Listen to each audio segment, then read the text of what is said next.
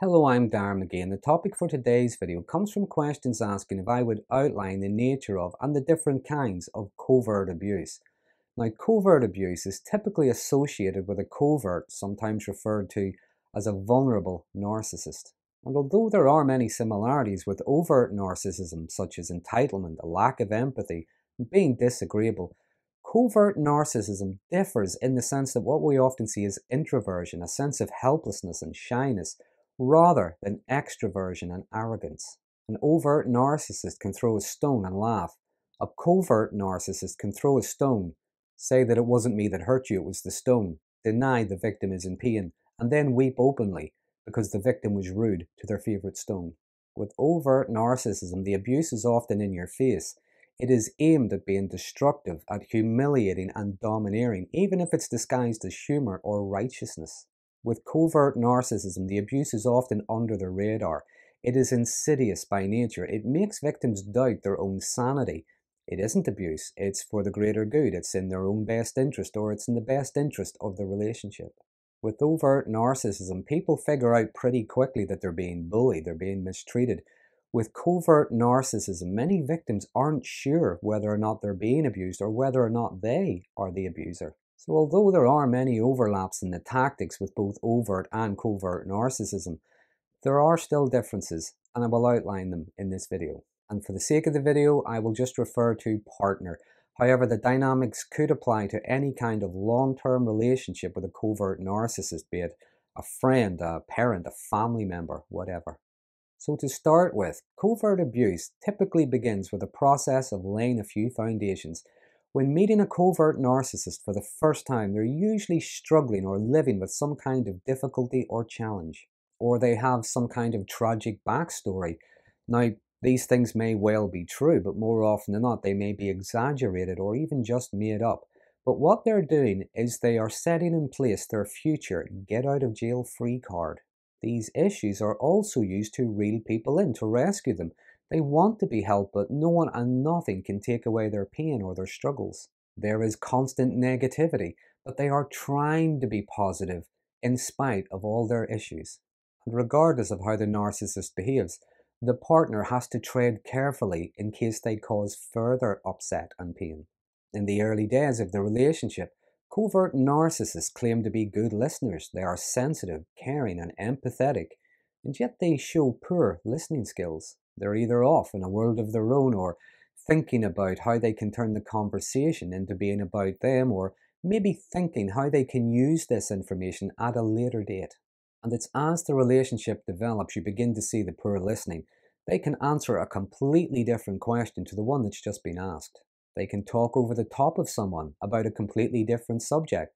If the partner responds, they might be accused of interrupting. Eventually, the partner might speak, ask a question, and the narcissist just looks at them, says nothing, goes back to what they're doing without even acknowledging them. And the partner is led to believe there is something wrong with them, with how they communicate, because they never seem to be understood. When they are talking, covert narcissists don't always communicate open and directly. Rather than just ask for what they want, they might ask, "Would you like to do that for me?" or "Would you like to get me one of those?" Or when they are communicating or explaining something, they use nonsensical word salad. The partner is often left trying to decipher what they really mean, or being led to believe there's something wrong with them for not understanding. Another example of covert communication is how they might imply things without actually saying it directly. They communicate almost like they're leaving a trail of clues. The partner has to figure out what it is or ask more questions. For instance, a close friend is very ill. Well, who and what's wrong with them? Or a family member needs help. Well, who? What family member? Your dad? Your cousin? What help do they need? And the answers they get are often just more clues.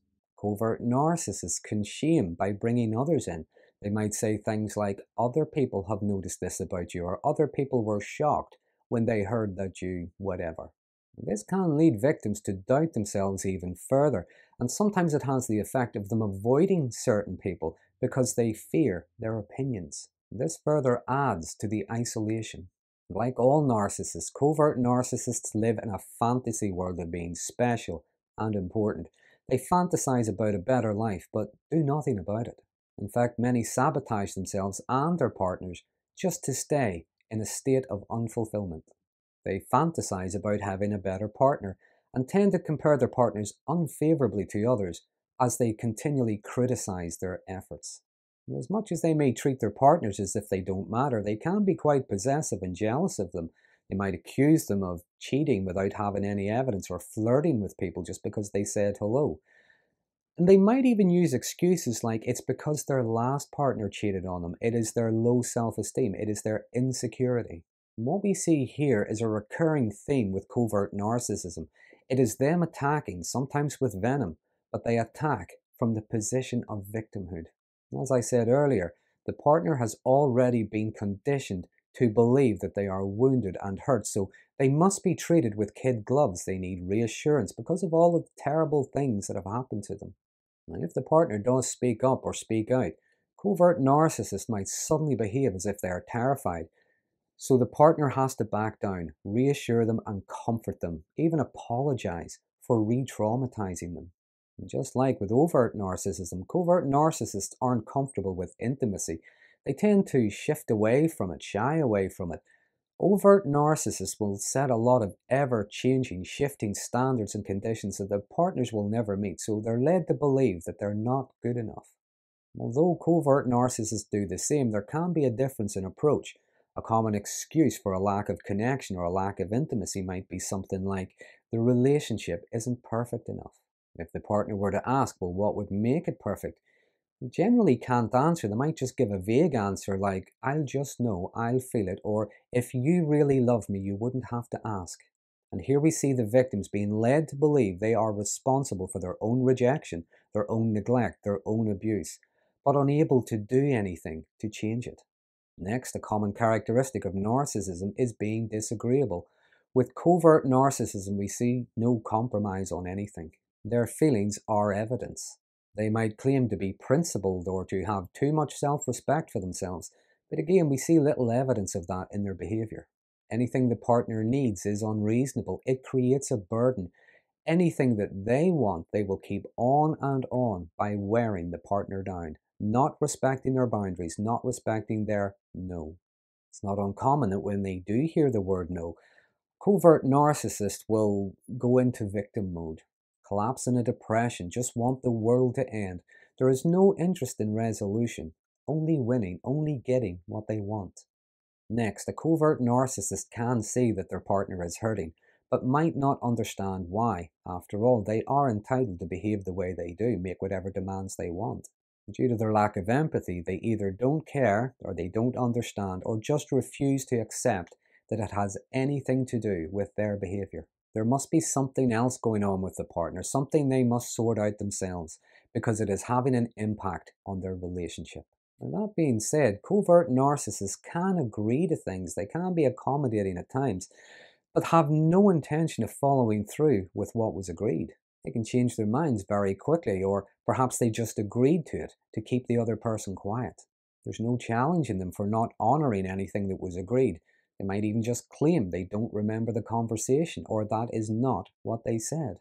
Curiously though, they do have a pretty long memory when it comes to things that hurt them. They can be both vindictive and unforgiving, bring up things from years ago that always seem to just simmer somewhere under the surface. They'll talk about past moments as if they are right in the here and now, to justify their behavior, to reinforce their narrative that it is the partner who is the aggressor.